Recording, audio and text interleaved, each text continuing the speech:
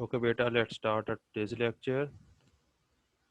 Let me share today's PPT, what we have to do.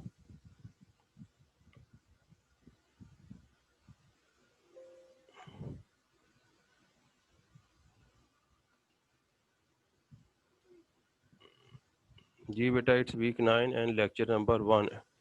And we are going to do chapter number 2. Today's topics are memory and data storage, types of memory. बहुत easy topic है, आपको जल्दी समझ आ जाएगा. Understand the concept of memory and storage. जब आप lecture finish कर लेंगे तो इंशाल्लाह आपको मेमोरी और स्टोरेज का पता लग जाएगा और डिफरेंट टाइप्स की मेमोरीज का भी आपको पता लग जाएगा. But before going to that topic, we must take a recap what we have studied in the previous lecture. हमने प्रीवियस लेक्चर में क्या पढ़ा था? हमने नंबर सिस्टम की कन्वर्जन पढ़ी थी, शायद आपको याद हो.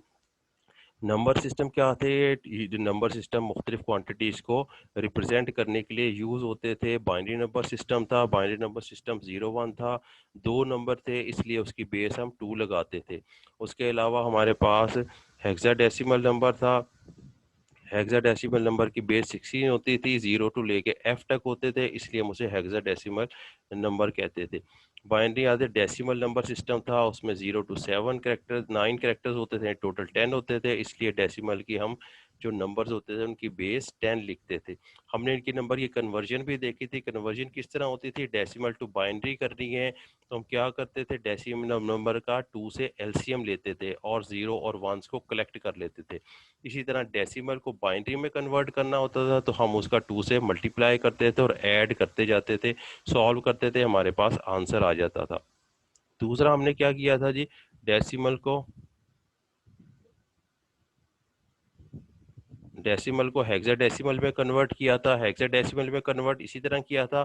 हमने डेसिमल नंबर का हेक्साडेसिमल 16 से उसको एलसीएम लेना शुरू कर दिया था और हमने जो रिमाइंडर बचता था उसको ऐड करते गए तो वो हमारा डेसिमल में हेक्साडेसिमल में कन्वर्ट हो जाता. हेक्साडेसिमल को हम डेसिमल में किस तरह कन्वर्ट करते थे? 16 से मल्टीप्लाई करते थे और 2 से और प्लस करते जाते थे, हमारे पास सॉल्व करते थे, एक आंसर आ जाता था. तो ये हमने मुख्तलिफ मेथड्स नंबर सिस्टम के हमने कन्वर्जन के देखे थे. तो आपको याद होंगे. आज हम अपना नेक्स्ट टॉपिक देखते हैं. इसमें क्या है? नेक्स्ट टॉपिक में हमारे पास आया है जी मेमोरी के बारे में वो बता रहा है. एक स्टार्टर है जी हमारे पास कि why RAM is called primary memory और प्राइमरी स्टोरेज. कि रैम को जो होती है, रैम आप सबको पता है, गौर से सुनना है. रैम आप सबको पता है कि ये ऐसी मेमोरी होती है कि जो वॉलेटाइल होती है. जो पावर आ रही हो कंप्यूटर में, इलेक्ट्रिसिटी आ रही हो तो उसमें डाटा स्टोर रहता है, लेकिन जब पावर ऑफ कर देते हैं कंप्यूटर तो वो जो हमारे पास रैम में डाटा मौजूद है वो लॉस्ट हो जाता है. ठीक है ना? तो ये इसमें डाटा टेम्पररी स्टोर होता है. अब आपको पता है कि जो रैम जो होती है वो कहाँ पे लोकेटेड होती है? और मदरबोर्ड पे लोकेटेड होती है. मदरबोर्ड के रैम के साथ क्या होता है? रैम के साथ हमारा सीपीयू होता है, यानी प्रोसेसर होता है. तो सीपीयू ने जब भी कोई काम करना होता है वो सबसे पहले इंफॉर्मेशन या डाटा कहाँ से कलेक्ट करता है? उसके पास जो रैम होती है रैम से कलेक्ट करता है. और अगर रैम में मौजूद नहीं होती तो फिर हार्ड डिस्क के पास जाता है.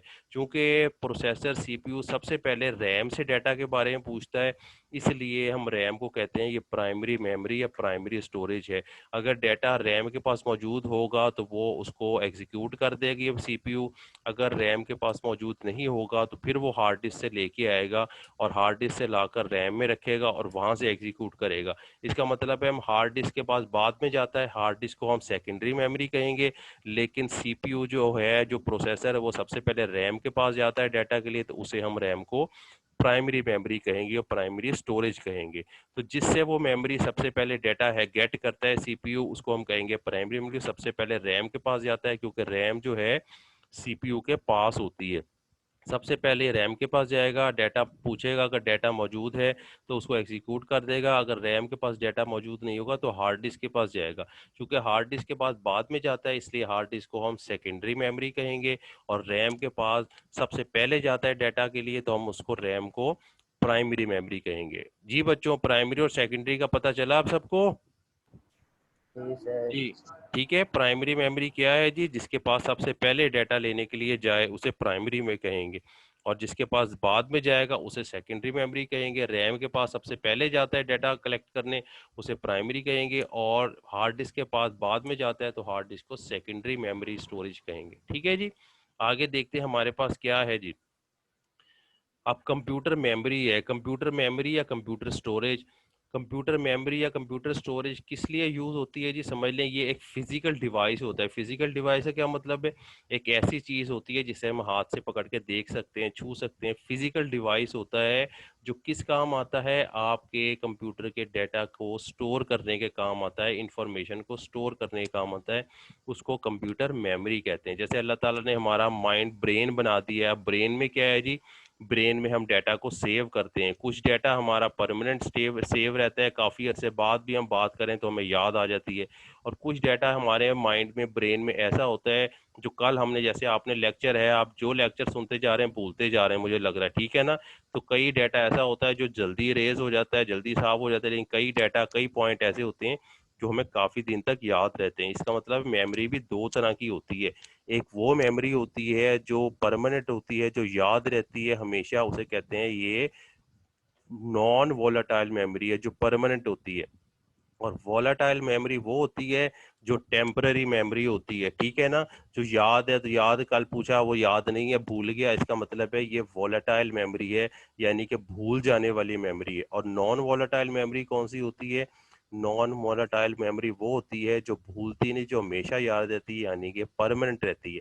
तो कंप्यूटर में भी ऐसी ही हमने मेमोरी बनाई है, ऐसे ही डिवाइसेस बनाए हैं जो डाटा को, कुछ डाटा को, डिवाइस जो हैं मेमोरी के, डाटा को टेम्पररी स्टोर करते हैं। और कुछ डिवाइसेस कंप्यूटर में ऐसे होते हैं जो डाटा को परमानेंट स्टोर करते हैं। कौन सा डिवाइस ऐसा है जो परमानेंट डाटा स्टोर करता है? बताएं मुझे, किसको पता है? जी हामिद, कंप्यूटर में कौन सा ऐसा डिवाइस है जो परमानेंट डाटा स्टोर करता है? को पता है कुछ? जी नहीं पता? Hard hard disk. Disk. Hard disk है बेटा, हार्ड ये तो डिस्क। सबसे इजी क्वेश्चन मैंने पूछा था, ये सर कोई hard disk. Hard disc sir ऐसा हार्ड डिस्क। डिवाइस है जिसमें हमने जो बनाया गया है डाटा को परमानेंट स्टोर करने के लिए, ठीक है ना? और हमारी जो रैम है, रैम किस लिए बनाई गई है? डाटा को टेम्पररी स्टोर करने के लिए। यानी जब तक आपका कंप्यूटर ऑन रहेगा, आपके जो कंप्यूटर की रैम में डाटा मौजूद रहेगा। लेकिन जब कंप्यूटर आप ऑफ कर देंगे, पावर चली जाएगी, तो रैम में जितना भी डाटा होगा वो क्या होगा? साफ हो जाएगा, बिल्कुल क्लियर हो जाएगी। लेकिन हार्ड डिस्क में डाटा जो है वो, अगर आप कंप्यूटर ऑफ भी कर दें, बार बार ऑन करें, ऑफ करें, लेकिन उसमें जो हार्ड डिस्क में जो डाटा स्टोर हुआ हुआ है वो लॉस्ट नहीं होगा, ज़ाया नहीं होगा, वो उसमें सेव रहेगा।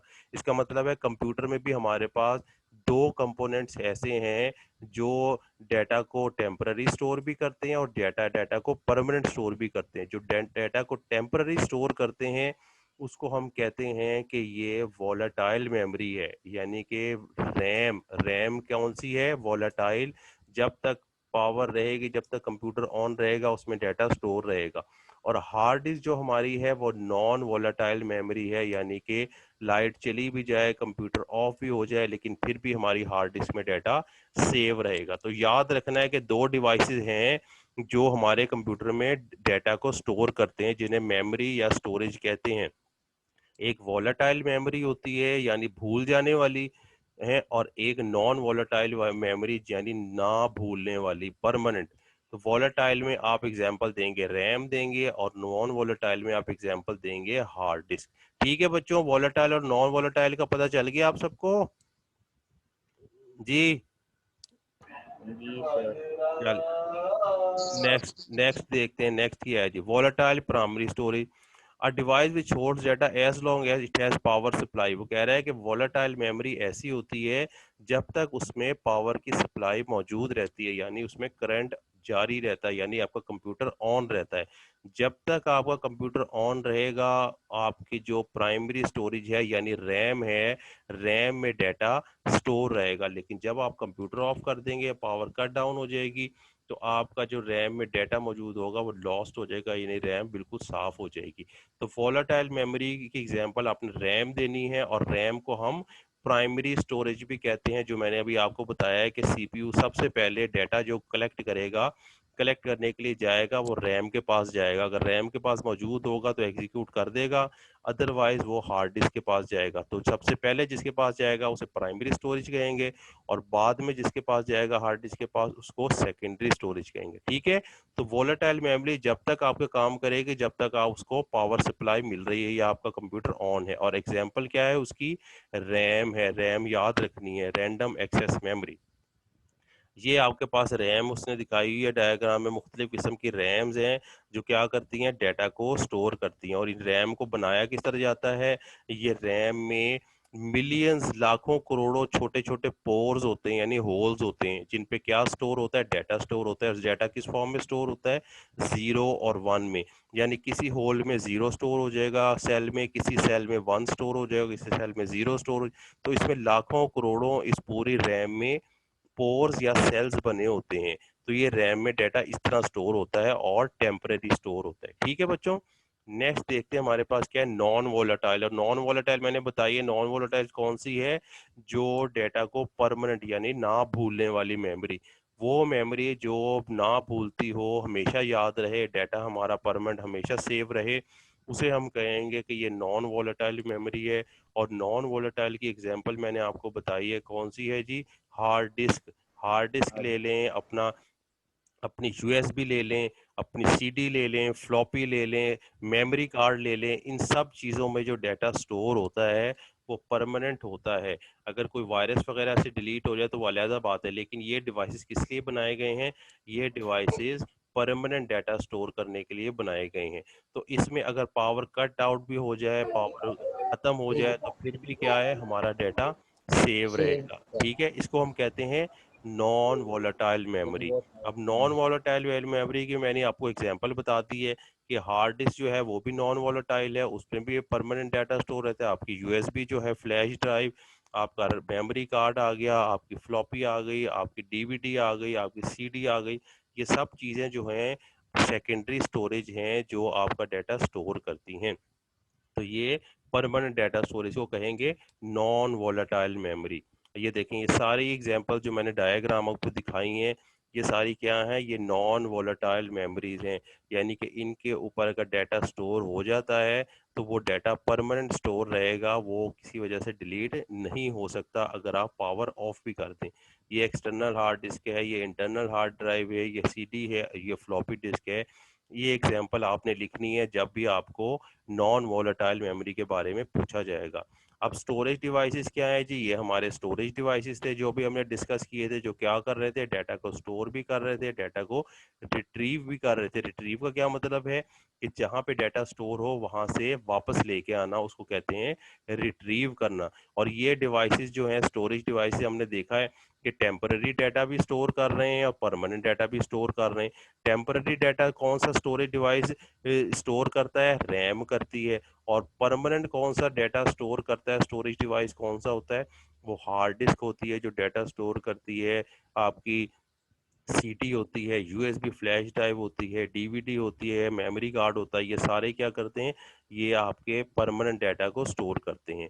अब स्टोरेज डिवाइस हमने देखनी है कि एक्सटर्नल भी होती है और इंटरनल भी होती है। ठीक है, इंटरनल स्टोरेज डिवाइस। अब इंटरनल स्टोरेज डिवाइसेस वो डिवाइसेस होते हैं जो आपके कंप्यूटर के अंदर यानी सीपीयू के अंदर लोकेटेड होते हैं। ऐसे स्टोरेज डिवाइसेस हम कहेंगे कि इंटरनल, जो इंटरनली कंप्यूटर के अंदर रहते हुए काम करें, उसको कहेंगे internal storage device. For example, RAM जो होती है, रोम जो होती है, ये आपके मदरबोर्ड के ऊपर होती है, यानी कि ये कंप्यूटर के सीपीयू के अंदर है, इसलिए हम इसे कहेंगे ये इंटरनल स्टोरेज डिवाइस है। हार्ड डिस्क भी आपकी जो है इंटरनल होती है, वो कंप्यूटर के अंदर स्टोर होती है, कंप्यूटर के अंदर डाटा स्टोर करती है, इसलिए हम हार्ड डिस्क को भी क्या कहेंगे कि ये हमारा इंटरनल स्टोरेज डिवाइस है। ठीक है, इंटरनल के बाद देखें जी, हमारे कुछ एक्सटर्नल स्टोरेज डिवाइसेस भी होते हैं जो परमानेंट डाटा को स्टोर करते हैं। फॉर एग्जांपल, ये जो है ये एक्सटर्नल हार्ड ड्राइव है। ये एक्सटर्नल हार्ड ड्राइव क्या करेगी, प्लग एंड प्ले होती है। प्लग एंड प्ले का क्या मतलब है कि इसको इंस्टॉल करने के लिए किसी ड्राइवर या सॉफ्टवेयर की ज़रूरत नहीं होती, सिर्फ आप यूएसबी जो इसकी पोर्ट होती है वो कंप्यूटर में प्लग इन करें और ये काम करना शुरू कर देगी। इसको कहते हैं फीचर को प्लग एंड प्ले। तो ये हमारे पास एक्सटर्नल हार्ड ड्राइव है, इसका बस यूएसबी केबल में इंसर्ट करें तो ये कनेक्ट हो जाएगी, इसमें डाटा आप स्टोर कर लें। इसी तरह ये हमारी यूएसबी है, यूएसबी कंप्यूटर से बाहर ही होती है, एक्सटर्नल होती है, इसलिए हमने यूएसबी को भी क्या कहा हुआ है, यूएसबी को भी external hard drive, external device, storage devices कहा हुआ है। तो बच्चों आपको इंटरनल और एक्सटर्नल के बारे में पता चल गया कौन कौन से डिवाइसेस हैं? जी जी जवाहिर को पता लगा है इंटरनल और एक्सटर्नल का, जी सर पता चल गया। वॉलेटाइल और नॉन वॉलेटाइल का, जी सर पता चल गया। और परमानेंट और टेम्पररी स्टोरेज का। एग्जांपल्स दे पता चल। सकते हैं इसकी? जी सर। चलें, एक्सटर्नल और इंटरनल आपको पता चल गया कि क्या है हमारे पास, ये इंटरनल स्टोरेज है, ये जी एक्सटर्नल सर। है। अब डिफरेंस देखें दोनों में क्या है जी, मेमोरी में और स्टोरेज में। इसको हम प्राइमरी मेमोरी कहते हैं, रैम किसको क्या कहते हैं, प्राइमरी मेमोरी, ठीक है ना। और ये place where the application loads data during processing. और भी मैंने बताया आपको कि जब भी आपका कोई प्रोग्राम लोड होता है तो सबसे पहले वो हार्ड डिस्क से कहाँ पे आता है, रैम में आके शिफ्ट होना या डाउनलोड होना शुरू हो जाता है। तो ये कह रहा है कि ये भी एप्लीकेशन को डाउनलोड करता है जब आपका प्रोग्राम चलने लगता है। टेम्पोररी स्टोरेज डिवाइस है, ये भी हमने देख लिया कि रैम जो होती है टेम्पोररी स्टोरेज।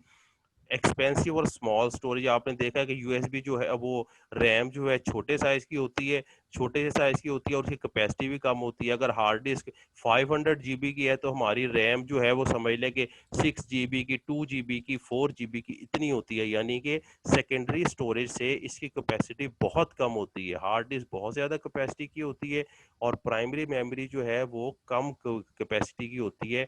डाटा को भी टेम्पररी स्टोर करती है और मदरबोर्ड के ऊपर डायरेक्टली कनेक्टेड होती है, जैसे कि रैम लिखा हुआ है, रोम नहीं, और रोम काट देना है, सिर्फ रैम को आप पढ़ें, ठीक है ना।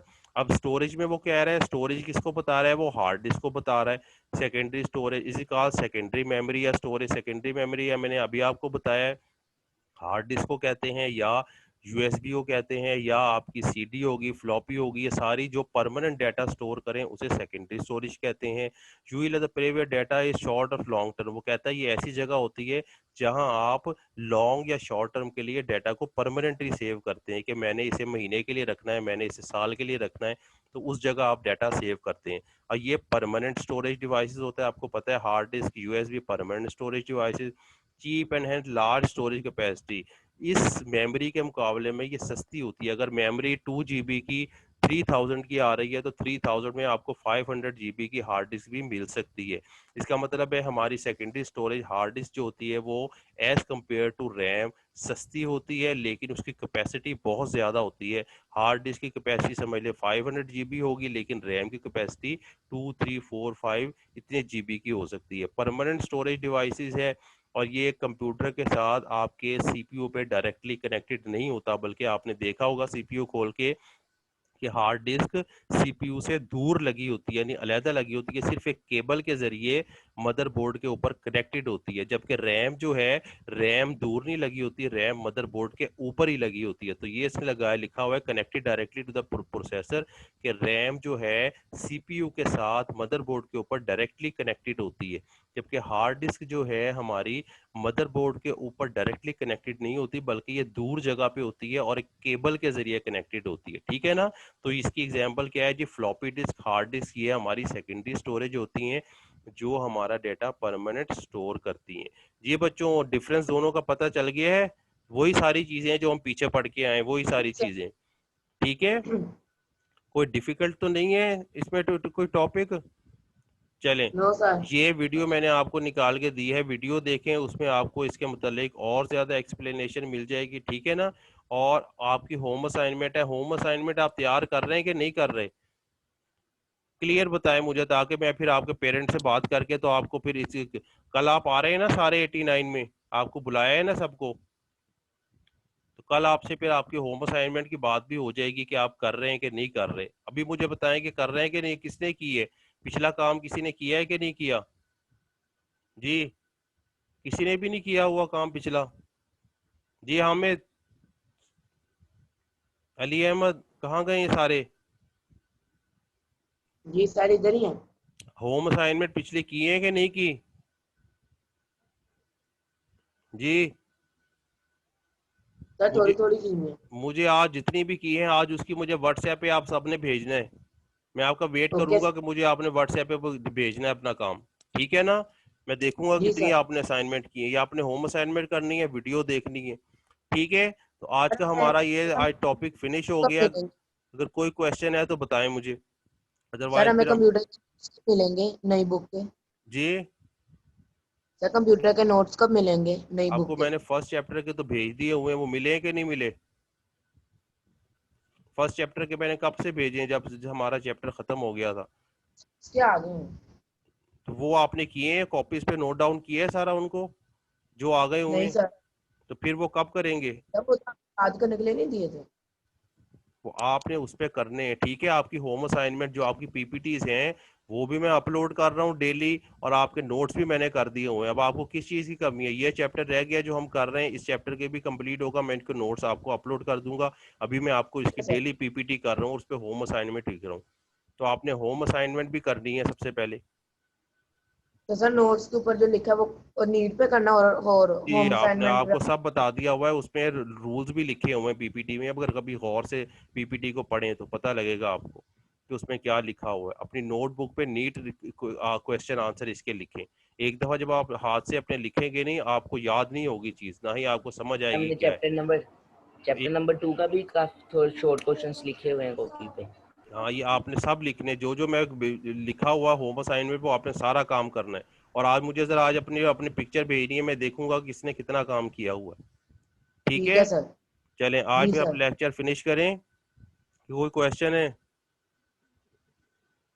नहीं सर। नहीं चलें ठीक सर। है, अल्लाह हाफिज। अल्लाह हाफिज बच्चों। Yes sir. अल्लाह हाफिज़ सर।